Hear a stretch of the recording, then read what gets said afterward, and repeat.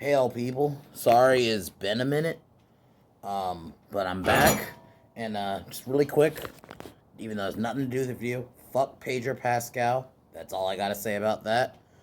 But today, even though I know it's not Halloween, I'm a little bit late on this, but whatever. I am gonna start off. I'm gonna be reviewing the Halloween movies in chronological order. I'm starting off with the first one, and then tomorrow I will be reviewing the second one. But so today I am gonna start off with the original. This film I watched the first time. I would say almost 10 years ago now. It's about 9 years ago now. Um, this film like really Scream is what got me into horror, but this film like changed me. Like just something about like how great it is. Just it's well made. It's a it's a film that really I understand Texas Chainsaw Massacre came out first, but this film really is the film that started it. Because after this one, you had Scream, not Scream, you had Friday the 13th, which spawned several sequels, and we got Nightmare and so on. And I mean, Halloween just all around, just great film. I mean, just a lot to say. So here we go. The film starts off with a classic score, my favorite horror, in general, my favorite movie themes, but favorite horror score. Then we see Michael kill his sister, just well shot, the first person, which I think you can tell. I think they kind of partially got that from Black Christmas, which came out 3 or 4 years, 4 years, came out in '74, 4 years prior. But he kills his sister. That iconic scene. His parents see him, and I'm gonna give it credit to that actor who played him as a kid. You don't see a lot of him. I know there's alternate cuts where you do see him more, but we see him as a kid. This actor does a really good job, like just pulling off the stoic, just quiet. He's just holding the knife, and then it cuts, and then we meet Dr. Loomis, who Donald Pleasance, R.I.P. He is what he makes this movie. I think if honestly if Donald Pleasance wasn't in this movie, I think Halloween would have just been another run of the mill slasher. Honestly, just Michael killing people, which that's fine, but it would have just been a run of the mill slasher. But Dr. Loomis really makes this movie. But so we see him talking to the nurse, played by Marianne something. We see her in other films, like she's in the next one, and then she's in H2O, and then she's gonna be in Kills. But speaking of which, side thing, really quick. Halloween Kills came out with it was around like the week of Halloween. We had the that little teaser, really good. I just wanted to get my quick opinions on that. Really good. I'm liking this little town like rise up against Michael. I'm really interested to see where it goes. And I'm gonna say this: I hope Laurie dies. As much as respect to the character, give her a good send off. But I think, in my opinion, I want to see because as good as James Jude Courtney is, I don't want him stuck with the Laurie storyline. As much as I love Laurie as a character, this isn't like I'm saying I want her to die because I don't like her as a character. I want to give. I think 2018 that's what held it back, which we'll get more into when I finally get to that movie. When I get to that movie, I really think she should have. That movie would have been a better ending. But all right, really good. So I'll talk to more about that when we get to more of the when we get to Halloween 2018, and we'll talk about kills and that. So back to the original. They're driving. They're driving to Smith's Grove, and then they see all the inmates out. And then Loomis gets out with the music starts playing. Just the music cues in this movie is so great. This one and two, I'll tell you right now, this and two are great two. In my opinion, I rank two up there with the first movie. Just cause how like they feel like such like a part one and a part two, which I'll talk more about when we get to Halloween two tomorrow. But just so he gets out, and then Michael attacks the car. He scares the nurse off. Then he gets in the car and drives off. And then just that scene, like when Loomis is like, "The evil is gone." So good, really good.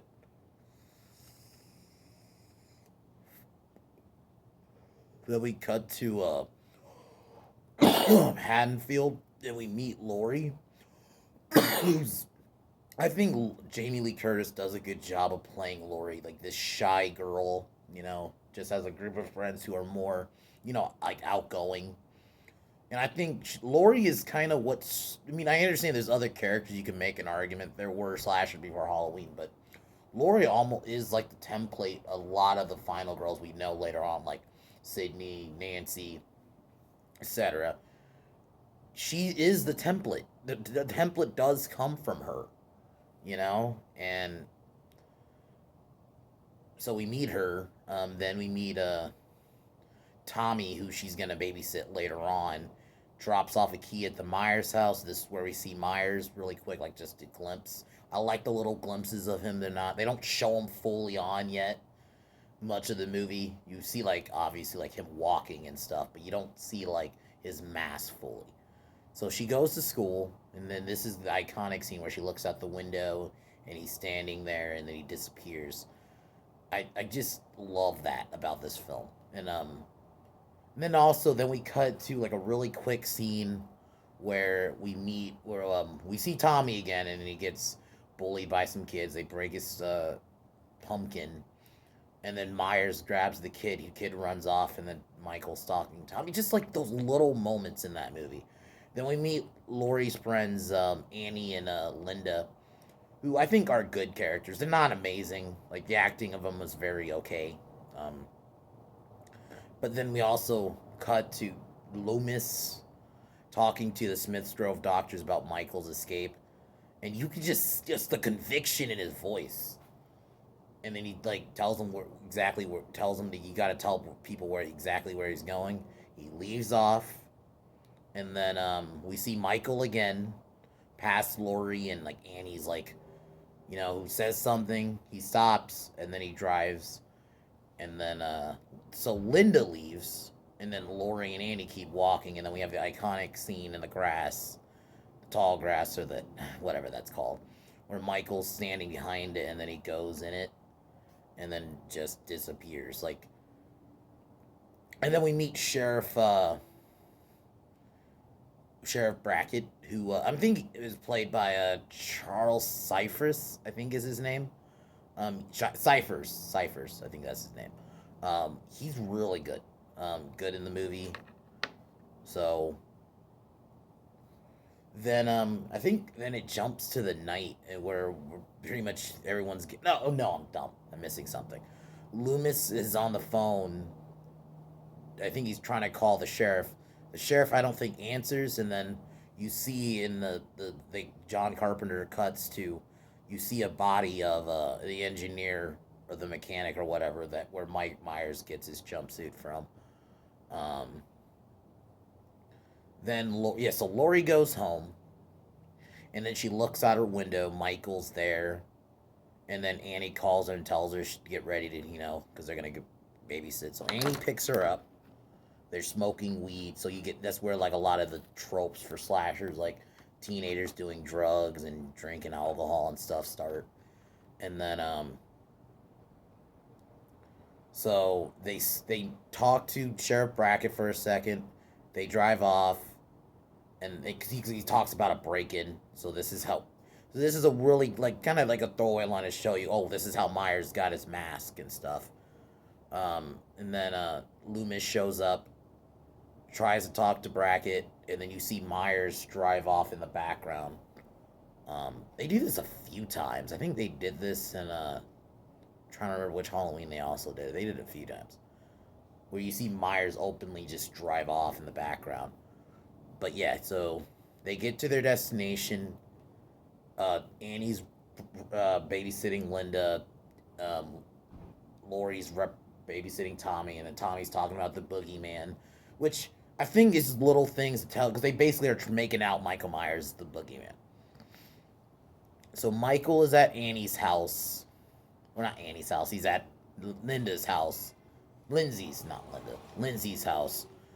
And he kills the dog, which is fucked up, but Myers doesn't care. He'll kill anything. So he does that. Annie loses her shirt, and she goes and like that. I guess like the outhouse or whatever. Like it's like like a shed basically. Trying because she was doing laundry, and okay. So what happened was she spilled something on her shirt, so she's doing laundry, which I guess is in the shed, And then she locks herself in, and in the background, you see Myers just kind of being in the background. And then Paul calls her, I guess, which is her boyfriend. And so she plans on going to have Linda stay with Tommy while Lori babysits her. So that happens. They talk for a second, and then Michael kills Annie, which is the first like on-screen death. You do see that engineer's the mechanic's body in that quick scene, but and then he killed the dog. But this is his first on-screen human kill.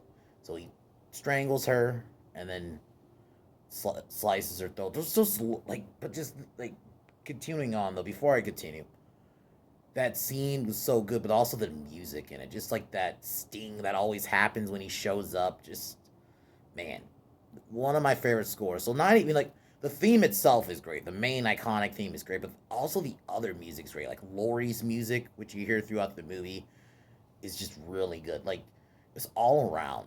And what makes this film was made on a really low budget. This film was filmed here in California, and apparently it was filmed in the summer, but you couldn't tell. It almost looks fall. It doesn't even look like some scenes look sunny, but there's some like the one scene where in the beginning it almost looks cloudy. Like it doesn't look fully sunny. But that's what makes this film so great. But continuing on, so he kills Annie. Then Linda and her boyfriend go to Annie's house while she's gone to have sex. No one's there. And then they start to. And you see Michael looking on in the background. So Tommy does seem. Okay, before this happens, Tommy looks outside. He's trying to play like a prank on Lindsay. He looks outside the window and he sees Myers walk in the house with Annie's body. And then, they don't believe him. So after Linda and her boyfriend have sex in the room, Michael kills Bob. I think that's his name. Bob. He stabs him. The iconic grabs him and he stabs him to the wall, and then he puts on the iconic the sheet kill, where he puts the sheet over himself, acts like he's Bob, pretends that she grabs the beer, and then Michael kills her with the telephone cord. Um, and then puts the phone to his head because she was talking to Lori. And then Lori thinks, I guess she was playing a prank because she's like when she was getting strangled, she was like making like gagging sounds, which could be considered like sex. So hangs up. Then after this, Lori goes to the house. Before that, she puts Tommy and Lindsay to bed. Then she goes to the house. That's where the body falls out. She sees the grave on the bed with Annie's body on it. Then Michael comes out, slices her arm. She falls off. And then you have that iconic shot, which you like a lot of stills from the movie. You have the shot of Myers on standing there with like the knife, and then over like the thing is stairs. So Lori hurts her leg. She breaks the door in the kitchen to try to get out. She runs to Tommy's.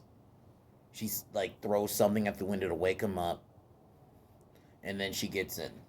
So Myers comes in, tries to kill her. She misses, and then she stabs him in the neck with the knitting needle. And then she thinks he's dead. She goes up the stairs to comfort the kids. And then Myers gets up, and then that music starts. She tells him to run out. Oh, okay. I'm fucking stupid. There's the most important scene in the movie. In my opinion, the scene that makes the movie. I should have mentioned. Brackett and Loomis go to the Myers house, and I think this is when they're in Judith's room. Loomis does the blackest eye speech. In my opinion, the most eerie. This is why I might do a video on this eventually. Why I think Myers is the scariest of the big three. I think that is it in itself.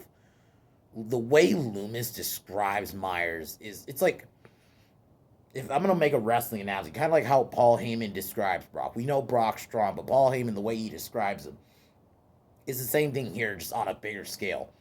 Loomis makes Myers like, him just staring out the wall, looking past the wall, like just all that. Like it does put an eerie like. So he's that relentless. The blackest eyes, the devil's eyes, like just then the music playing in the background. It just, such a great scene. And just I'm dumb for not mentioning it like initially, but yeah. So hold on.